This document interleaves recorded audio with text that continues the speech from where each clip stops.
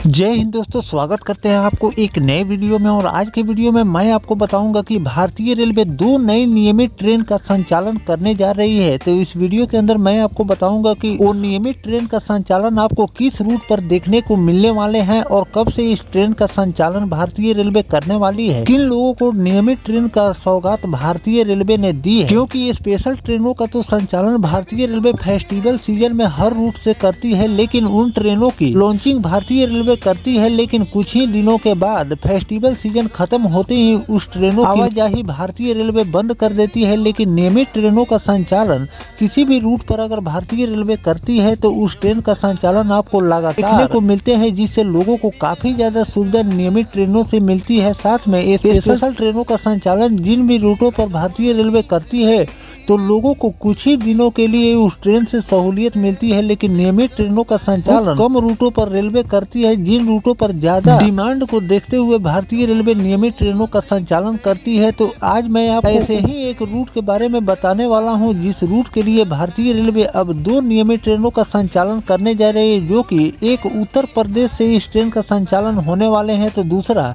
झारखंड से इस ट्रेन का संचालन आपको देखने को मिलने वाले हैं। और जिस रूट के लिए इस नियमित ट्रेन का संचालन रेलवे करने जा रही है, वो जो रूट के लिए इस ट्रेन का संचालन रेलवे करने वाली है, वो भी जगह काफी डिमांडेबल रूट है और उस रूट पर हमेशा लोगों का आना जाना लगा हुआ रहता है। और साथ में मैं आपको इसी वीडियो के अंदर एक और जानकारी देने वाला हूं कि भारतीय रेलवे एक अतिरिक्त नए कोच लगाए हैं। मैं आपको बताऊंगा कि कौन से कोच उस ट्रेन में लगाए गए हैं और कब से इस कोच के साथ भारतीय रेलवे उस ट्रेन का संचालन करने वाली है, कौन सी कोचों की संख्या उसमें बढ़ाई गई है, किन लोगों को इस कोच से फायदा होने वाला है, ये ट्रेन किस कोच के साथ चल रही थी और अब 4 कोच लगने के बाद कितने कोच के साथ अब इस ट्रेन का संचालन रेलवे करने वाली है नंबर के साथ, इसकी भी जानकारी मैं आपको इसी वीडियो के अंदर देने वाला हूँ। तो दोस्तों, अगर आप चैनल पर नए हैं तो चैनल को सब्सक्राइब कर लीजिए। तो वीडियो अच्छा लगे तो वीडियो को लाइक जरूर कर दीजिएगा। चलिए इस डिटेल वीडियो को शुरू करते हैं। और सबसे पहले हम जानते हैं कि भारतीय रेलवे जो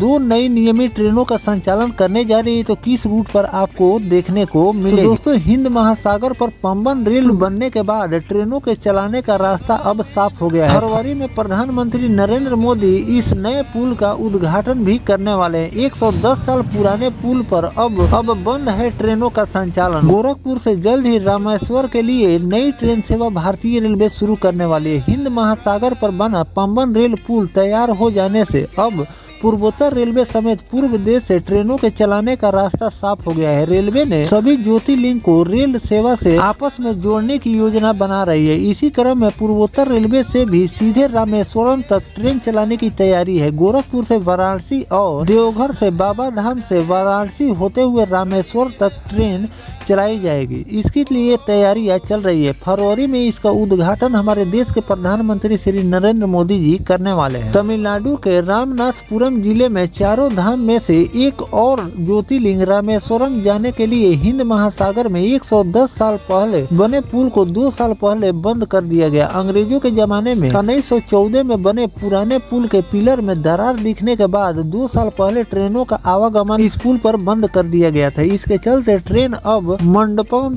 तक ही जाती है। लोगों को सड़क मार्ग से रामेश्वरम जाना पड़ता है, लेकिन अब उनकी बाधाएं दूर हो गई है। भारतीय रेलवे के RVNL यानी कि रेल विकास निगम लिमिटेड ने हिंद महासागर में ब्रिज तैयार किया है। आधुनिक इंजीनियरिंग से बने पंबन रेल पुल 75 किलोमीटर प्रति घंटे से ट्रेनों के गुजारने को मंजूरी भी दे दी गई है, जबकि पुराने पुल पर 15 से लेकर 20 किलोमीटर प्रति घंटे की रफ्तार से ट्रेन की आवाजाही रेलवे करती थी। भारतीय रेलवे की ओर से बनाए गए वर्टिकल लिफ्ट ब्रिज करीब 70 मीटर हिस्सा 5 मिनट में ऊपर उठ जाता है। ऐसा इसलिए ताकि इसके नीचे से पानी की बड़ी जहाज पार हो सके। जहाज गुजारने के बाद 5 मिनट का हिस्सा आकर जुड़ भी जाता है। नए पुल के बन जाने से पूरे देश से ट्रेन रामेश्वरम आ जा सकते हैं। जल्द ही इसका उद्घाटन होने वाले हैं। इसके बाद पहले सभी ज्योतिर्लिंग को जोड़ने वाली ट्रेन चलेगी और मंडपम तक चलने वाली ट्रेन का विस्तार किया जाएगा। हिंद महासागर के ऊपर बने पुल की लंबाई 2.10 किलोमीटर है। इस पुल के वर्टिकल लिफ्ट यानी कि उठाने वाली हिस्सा को ऊपर ले जाने वाले लिफ्ट स्पैन का आकार 72.5 मीटर लंबा है और 18.30 मीटर चौड़ा है। इसके निर्माण में 531 करोड़ रुपए खर्च आए हैं। भविष्य में डबल ट्रैक को ध्यान में रखते हुए निर्माण किया गया है कि आगे इस पर डबल ट्रैक का भी निर्माण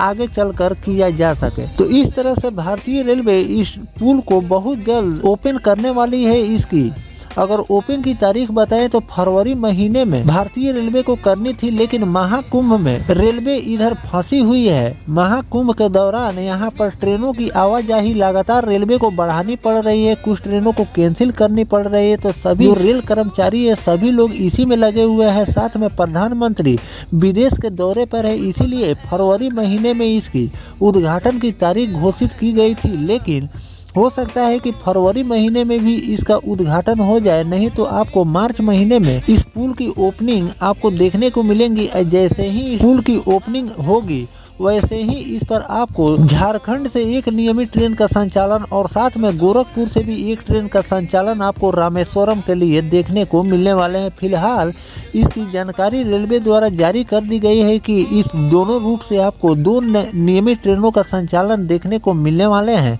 तो इस पर जो भी नया अपडेट इस ट्रेन के लॉन्चिंग को लेकर आएगा वो भी जानकारी मैं आपको लगातार देता रहूँगा। फिलहाल गोरखपुर और देवघर के अलावा और किन किन रूटों से रामेश्वरम के लिए नए और नियमित ट्रेनों का संचालन रेलवे को करनी चाहिए, कमेंट सेक्शन में जरूर लिखिएगा। अब दोस्तों चलिए हम बात कर लेते हैं कि भारतीय रेलवे ने किस ट्रेन में 4 कोच बढ़ाए हैं। दोस्तों छपरा रेलवे स्टेशन से आनंद विहार टर्मिनल को जाने वाली स्पेशल ट्रेन में अतिरिक्त बोगियां भारतीय रेलवे ने लगाने का निर्णय लिया है। इसमें यात्रियों को फायदा होने वाले भीड़ का भी सामना लोगों को कम करना पड़ेगा। रेलवे प्रशासन द्वारा यात्री जनता की सुविधा के लिए 05305 और 05306 आनंद विहार टर्मिनल छपरा विशेष गाड़ी जो कि 17 फरवरी 2025 से छपरा से और 19 फरवरी 2025 से आनंद विहार टर्मिनल से साधारण द्वितीय श्रेणी जनरल के कुर्सीयान यानी कि कुर्सीयान 4 अतिरिक्त कोच भारतीय रेलवे इसमें लगाने वाली है। इसकी कोच संरचना की हम बात करें तो वातानुकूलित तृतीय श्रेणी इकोनॉमी के 10, शयनयान श्रेणी के 4 और SLRD के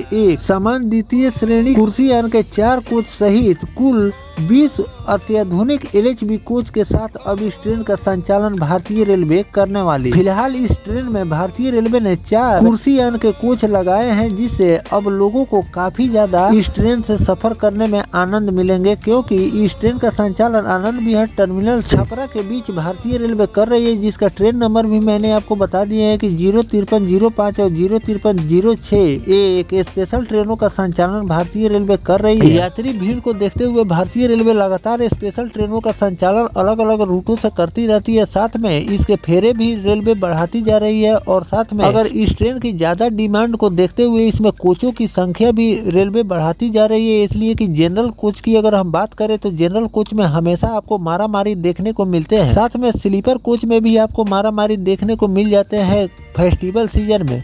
तो वैसे ही जनरल कोच में किसी भी दिन की बात करें तो हमेशा उस ट्रेन में आपको मारामारी देखने को मिलते हैं। तो इन सब बातों को ध्यान में रखते हुए मैंने कई रिपोर्ट में बताए हैं कि 1-2 नहीं बल्कि सैकड़ों ट्रेनों में भारतीय रेलवे ने जनरल के कोच लगाए हैं। साथ में चेयर कार वाली कोच भी कई ट्रेनों में लगाए गए हैं। तो उसी तरह कुर्सीयान के कोच इसमें भी भारतीय रेलवे ने बढ़ाए हैं, जिससे अब आने वाले दिनों में लोग जब इस ट्रेन से सफर करेंगे तो उन लोगों को सुविधा मिलेगी। साथ में इसमें और भी जो कोचों जिस कोच की डिमांड और ज्यादा भीड़ भाड़ देखेगी तो उस कोच में भी आपको इजाफा देखने को मिलने वाले हैं। तो दोस्तों जो भारतीय रेलवे छपरा और आनंद विहार टर्मिनल के बीच चलने वाली इस ट्रेन में जो कोचों की संख्या बढ़ाई है, इस पर आपकी क्या राय है कमेंट सेक्शन में जरूर लिखिएगा। और किन किन स्पेशल ट्रेनों में कोचों की संख्या रेलवे को बढ़ानी चाहिए जिससे लोगों को सुविधा मिले, ये भी कमेंट करके जरूर लिखिएगा। मिलते हैं किसी नेक्स्ट टॉपिक कोई नई जानकारी के साथ, तब तक अपने भाई को दीजिए इजाजत। जय हिंद, जय भारत, वंदे मातरम।